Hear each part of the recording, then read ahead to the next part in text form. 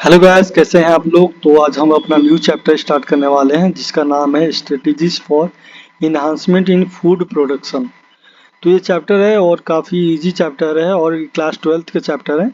और ये बहुत ज़्यादा बड़ा चैप्टर नहीं है, तो हम लोग धीरे धीरे पढ़ते हैं इसको। और काफ़ी इजी चैप्टर है, सो इसे 3 या 4 क्वेश्चन पूछे जाते हैं नीट में हर साल। तो आसानी से आप 3 या 4 क्वेश्चन पा सकते हैं।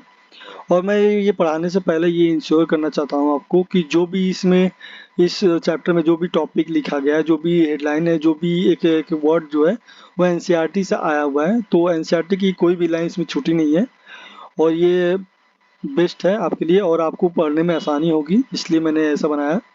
तो ये अब शुरू करते हैं अपने चैप्टर को।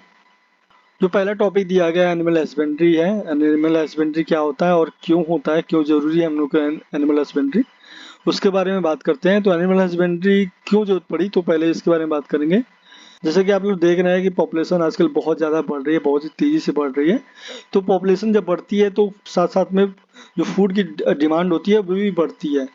तो उस डिमांड को फुलफिल करने के लिए एनिमल हस्बेंड्री की जरूरत पड़ी। अब बात करते हैं एनिमल हस्बेंड्री, एक एक टॉपिक के बारे में बात करते हैं, एक एक पॉइंट्स के बारे में बात करते हैं। इसमें जितने भी टॉपिक दिए गए हैं सारे एनसीईआरटी से उठाए गए हैं और कोई भी इसमें से बाहर का नहीं है।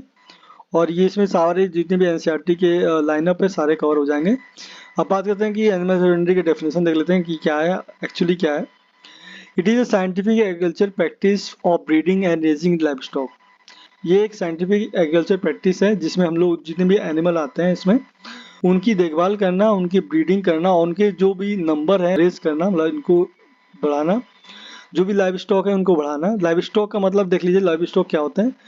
लाइव स्टॉक का मतलब है ऐसे एनिमल जो कि डोमेस्टिकेटेड किया जाएगा फॉर द ह्यूमन यूज, मतलब ह्यूमन के यूज के लिए, जो भी बेनिफिट के लिए ऐसे एनिमल जो कि डोमेस्टिकेटेड किया जाए तो उसको लाइव स्टॉक बोलते हैं। It deals with the care and breeding of live stock. ये जो है केयर और ब्रीडिंग करने के लिए जो लाइव स्टॉक होती हैं ये कराती हैं, जैसे बुफेलोज, काऊ, पिग्स, हॉर्सेस, कैटल, सीप, कैमल्स, गुड्स। इसमें पोल्ट्री फार्मिंग और फिशरीज भी आती हैं। पोल्ट्री फार्मिंग में ऐसे डोमेस्टिकेटेड बर्ड होते हैं जो कि फूड और एग के लिए यूज़ किया जाता है। फिशेज में अगर पीसेस आती हैं इसमें आ जाते हैं, मछली पालन जिसको हिंदी में बोलते हैं।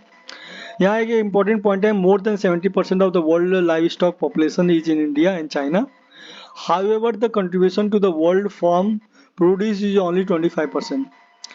दुनिया की 70% आबादी जो लाइव स्टॉक की पॉपुलेशन है वो ज़्यादातर, लेकिन इसके बाद भी जो कंट्रीब्यूशन है हमारे इंडिया और चाइना का वो सिर्फ 25% है, बहुत ही कम है। जो प्रोडक्टिविटी पर यूनिट है बहुत लो है। Hence new technologies have to be applied to achieve improvement in quality and productivity.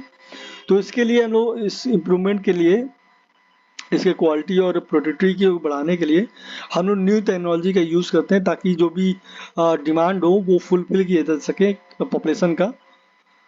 चलिए अब बात करते हैं management of farms and farm animal की। अब यहाँ पे टॉपिक नया टॉपिक है। किसी भी चीज़ को अचीवमेंट करने के लिए हम लोग एक प्लान बनाते हैं, एक मैनेजमेंट बनाते हैं जो कि हमारे साइंटिफिक से जुड़ा हुआ या फिर एक डेटाबेस तय करता है कि कैसे और कैसे उसको रखा जा सके। इससे पहला टॉपिक दिया गया है डेयरी फार्म मैनेजमेंट, जिसको डेयरिंग बोला जाता है। ये इसमें ऐसे कैटल्स को देखभाल या फिर उसकी ब्रीडिंग कराई जाती है जो कि दूध देते हैं, तो उनको यूज़ किया जाता है, या फिर दूध से बनने वाले जितने प्रोडक्ट होते हैं उनकी बात करेंगे इसमें। तो इसमें एक पॉइंट दिया गया व्हाइट रिवोल्यूशन। व्हाइट रिवोल्यूशन बहुत अच्छा टॉपिक है, इसको देख लेते हैं। तो व्हाइट रिवोल्यूशन जो है इंडिया में 1970 में स्टार्ट हुआ था बाई डॉक्टर वर्गीस कुरियन से। जो व्हाइट रिवोल्यूशन है वो इंडिया का फेस काफ़ी चेंज कर दिया, मतलब बहुत चेंज कर दिया। जहाँ पे व्हाइट रिवोल्यूशन से पहले इंडिया को एक मिल्क डेफिशिएंट नेशन बोला जाता था, लेकिन व्हाइट रिवोल्यूशन के आने के बाद इसको सेकेंड लार्जेस्ट प्रोडक्शन कंट्रीज में गिना जाता है। अब बात करते हैं पॉइंट टू पॉइंट देख लेते हैं क्या क्या पॉइंट है। It is the management of animals for increasing yield and quality of milk and it's product. ये एक ऐसा मैनेजमेंट है जो कि यील्ड को, उत्पादन को बढ़ाता है और जो क्वालिटी ऑफ मिल्क है उसको भी बढ़ाता है, और मिल्क से जितने भी बनने वाले प्रोडक्ट हैं उनको ये इंक्रीज करता है, उनकी क्वालिटी को इम्प्रूव करता है। तो ये इसमें ये आता है डेयरी फार्म मैनेजमेंट में। अब सेकंड पॉइंट की बात करते हैं। तो milk yield depends on the quality of breeds in the farm. जो मिल्क का उत्पादन होता है या यील्ड होता है वो डायरेक्टली डिपेंड होता है कि जो क्वालिटी ऑफ ब्रीड है वो कैसा है। जो एनिमल के जो ब्रीड हैं वो अगर अच्छे होंगे तो उसका मिल्क भी ज़्यादा निकलेगा। अब आते थे थर्ड पॉइंट की। थर्ड पॉइंट देख लेते हैं। It is important to select good breeds having high yielding potential and resistance to disease. मतलब ऐसे ही हम लोग कभी भी किसी ब्रीड को लेते हैं तो हम लोग ये देखते हैं कि जो भी ब्रीड्स हम लोग सेलेक्ट करते हैं उसमें हाई यील्डिंग पोटेंशियल होना चाहिए और रेजिस्टेंस फ्री होना चाहिए। ऐसे मतलब मान लीजिए एग्जाम्पल के तौर पे, मान लीजिए कोई कोई एनिमल जो है वो जर्मनी में ज़्यादा दूध देती है, हाई यील्डिंग पोटेंशियल उसके अंदर है, लेकिन उसको हम लोग इंडिया में लाना चाहते हैं। हम भी चाहते हैं कि अपनी जो दूध की उत्पादक है उसको बढ़ाएं, तो उसको हम इंडिया में ले आए तो वो जरूरी नहीं है कि वो यहाँ पे सर्वाइव कर लेगा। लोकल जो डिजीज हैं, जो बैक्टीरियाज हैं, वो उनको डिजीज ना कॉज कर सके, तो उसके खिलाफ उसके अंदर रेजिस्टेंस भी होना चाहिए। अगर नहीं होता है तो फिर कोई मतलब नहीं हो गया कि चाहे जर्मनी का हो, चाहे कनाडा का हो, चाहे ऑस्ट्रेलिया का हो, तो इससे कोई फर्क नहीं पड़ता अगर रेजिस्टेंस टू डिजीज नहीं है उसके अंदर, तो लोकल इन्वायरमेंट के तौर पे। तो ये लोग ध्यान रखते हैं। तो ये हो गया। अब बात करते हैं नेक्स्ट पॉइंट की। तो वेज फॉर यील्ड पोटेंशियल। अब देख लेते हैं कि यील्ड पोटेंशियल को कैसे कैसे बढ़ाया जा सकता है, किन तरीकों से जो हमारी यील्ड है, जो दूध उत्पादकता है, उसको कैसे बढ़ाया जा सके, तो इसके बारे में बात करेंगे। इसमें 3 पॉइंट लिखे हुए हैं, देख लीजिए, पहला, दूसरा, तीसरा। तो 3 पॉइंट इसमें लिखा गया है, तो बारी बारी से इसको देखते हैं। तो पहला पॉइंट हम लोग देख लेते हैं। Look after the cattle. हम लोग कैसे देखभाल करते हैं कैटल्स का। हाउसिंग वेल होना चाहिए। Give adequate water. हम लोग सफिशिएंट अमाउंट ऑफ वाटर देते रहें उनको। Maintain disease free. उनको डिजीज फ्री करते रहें, मतलब उनको देखभाल करते रहें। मतलब हाउसिंग वेल मतलब उनको जो रख रखा हुआ है, जो शेल्टर आपने उसमें रखे हुए हैं, जो फर्श है जो कैसा है, जो भी इन्वायरमेंट है वो सही है कि नहीं सही है, आपने कूलर लगाया नहीं लगाया। मतलब बहुत सारी ऐसी गायें होती हैं जो कि ठंडा में रहना चाहती हैं, उनको गर्मी बर्दाश्त नहीं होती, तो पड़ता हमारे यील्ड पे इफेक्ट पड़ेगा। Give adequate water. तो भी जानवर हैं आपको ध्यान रख रहे हैं तो उसको सफिशिएंट अमाउंट ऑफ वाटर देते रहें time to time. Maintain disease free. उसको डिजीज फ्री किए रखें, आप उसको चेक करते रहिए, मुझे जांचते रहिए कि कहीं डिजीज तो नहीं हो गया। अगर डिजीज होता है तो यील्डिंग पोटेंशियल वो घट सकता है। तो ये देखते हैं।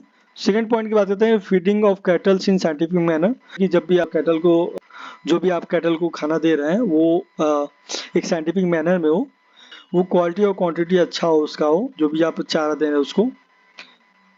अब थर्ड पॉइंट की बात करते हैं। Stringent cleanness and hygiene of cattles and handlers. यहाँ पे दोनों की बात करेंगे, चाहे कैटल हो चाहे हैंडलर्स हो, इन दोनों की साफ सफाई के बारे में बात करेंगे, इसमें हाइजीन के बारे में बात करेंगे।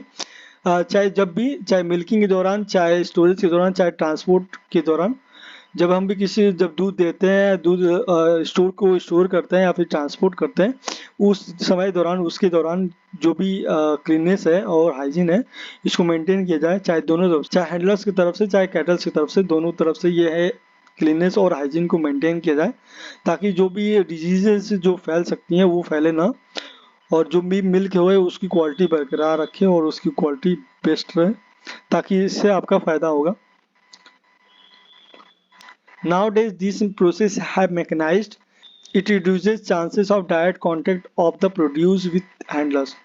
आजकल ज़माने में क्या हो रहा है कि आजकल ज़माने में जितनी भी चीज़ें हो रही हैं आजकल मशीनों से होती हैं। आप देख लीजिए कि कभी भी जो मिल्किंग का हो, चाहे ट्रांसपोर्ट की बात करें, चाहे स्टोरेज की बात करें, सारी चीज़ें जो भी है वो ज़्यादातर चीज़ें मशीनों से होती हैं। बड़े बड़े की मैं बात कर रहा हूँ, जो अगर गांव और घर की बात नहीं कर रहा हूँ। तो यहाँ पे जो बड़ी बड़ी कंपनीज होती हैं, जो कि जिनके फार्म हाउस बहुत बड़े बड़े होते हैं, उनके बारे में किया जा रहा है। तो उनके यहाँ मशीनें लगी होती हैं, वो अपने ऑटोमेटिक वो मिल्क को सक कर लेते हैं, उसके बाद वो डायरेक्ट स्टोरेज में वहाँ पहुँच जाता है, उसके बाद वहाँ से वो ट्रांसपोर्ट भी हो जाता है। तो ये जो भी चीज़ें, जो भी एक्टिविटी ये हो रही है मशीनों के द्वारा, इसमें ये बहुत ही चांसेस कम कर दिया जा रहा है कि जो भी हैंडलर्स हैं, वो प्रोडक्ट जो भी है मिल्क हम लोग का, तो प्रोडक्ट और हैंडलर के बीच में जो कांटेक्ट है उसको कम कर दिया जा रहा है। और जब कम कर दिया जा रहा है तो जो भी क्वालिटी में फ़र्क आता है, जब भी डायरेक्ट कांटेक्ट में हम किसी चीज़ के आते हैं, तो डायरेक्ट कांटेक्ट से क्या होता है कि जो भी हम लोगों का क्वालिटी होता है वो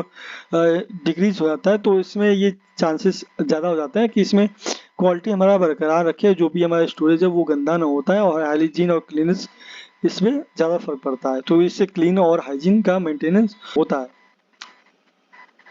to ensure this stringent measures there should be. और इसको इंश्योर करने के लिए कि जो भी एक्टिविटी है वो क्लीन और हाइजीन है, तो इसमें हम बात करते हैं, जो इसमें है, इसमें दो बातें दी गई हैं। पहला हम लोग बात करते हैं तो regular inspections to identify and rectify problems. जो भी प्रॉब्लम्स हैं उनको आइडेंटिफाई करना, उसको रेक्टिफाई करना by through the inspections, regular inspection किया जाए ताकि जो भी प्रॉब्लम्स है उसको आइडेंटिफाई और रेक्टिफाई किया जा सके।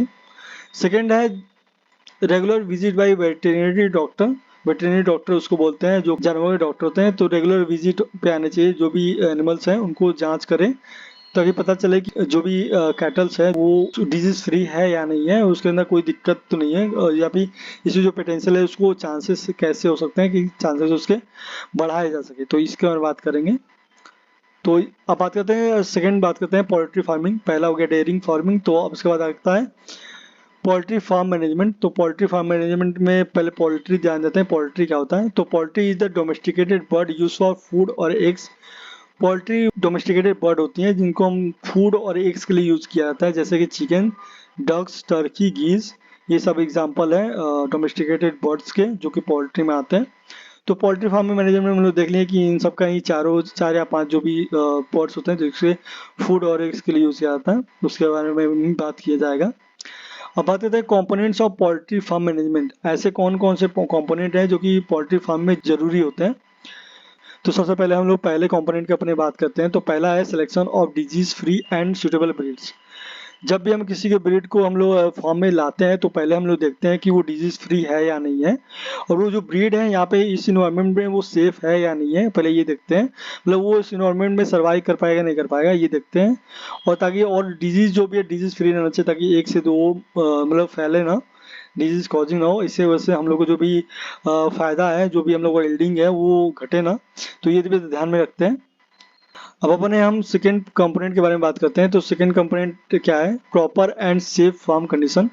जो भी हम लोग फार्म हाउस बना रहे हैं, फार्म बना रहे हैं, उनकी जो सेफ और प्रॉपर कंडीशन होना चाहिए। जो भी हवा नहीं आ रहा है, डट लगाना होगा या फिर कूलर लगाना हो, जो भी रिक्वायरमेंट होती है जिस बर्ड हम लोग पाल रहे हैं, जिसकी जो रिक्वायरमेंट होती है उसको फुलफिल करना पड़ेगा यहाँ पे। तो ये सब चीज़ें देखें। तीसरा हम लोग का कंपोनेंट क्या है, प्रॉपर फीड एंड वाटर। जो उसके भोजन की व्यवस्था अच्छी होनी चाहिए और जो भी वाटर हम लोग सप्लाई कर रहे हैं उसमें कंटामिनेशन नहीं होना चाहिए। जो quality of feed and water होना चाहिए वो बेस्ट होना चाहिए ताकि उस पर हम लोगों को कोई भी प्रभाव ना पड़े, कोई भी इफेक्ट ना पड़े हमारे यील्डिंग पे। अब हम अपने चौथे कंपोनेंट की बात करते हैं। चौथे कंपोनेंट में देख लीजिए हाइजीन एंड हेल्थ केयर है। तो जब भी हम लोग किसी भी पोल्ट्री फार्म का हम लोग खोलते हैं तो उसमें हम लोग ये बहुत ज़्यादा जरूरी होता है कि जब भी हम लोग, चाहे हैंडलर हो, चाहे मालिक हो, चाहे मुर्गी ही हो, जितने भी इंस्ट्रूमेंट उसमें आते हैं सारे के सारे हाइजीन और क्लीन होना चाहिए ताकि कोई भी डिजीज फैले ना। तो इसके वजह से, और health care, proper health care होना चाहिए। आप लोग जानते हैं कि पोल्ट्री से कितने ज़्यादा चांसेस होते हैं कि न्यू डिजीज फैलने के। तो प्रॉपर हेल्थ केयर होना चाहिए। अभी मुर्गियों में आपस में ही बहुत सारे डिजीज फैल जाते हैं। प्रॉपरली और रेगुलरली जो भी हेल्थ केयर हो उसको फैसिलिटी उसको दिया जाता है ताकि जो भी प्रिवेंशन और कंट्रोल किया जा सके उस डिजीज को जो भी वो फैलने वाला है। तो गाइज आज के लिए बस इतना ही। अगले लेक्चर में हम लोग बात करें एनिमल ब्रीडिंग के बारे में। एनिमल ब्रीडिंग में भी बहुत सारे टॉपिक्स हैं, जैसे इनब्रीडिंग हो गया, आउट ब्रीडिंग हो गया, क्रॉस ब्रीडिंग हो गया। इसके बारे में हम लोग अगले लेक्चर में पढ़ेंगे। तो आज के लिए बस इतना ही। Thank you so much.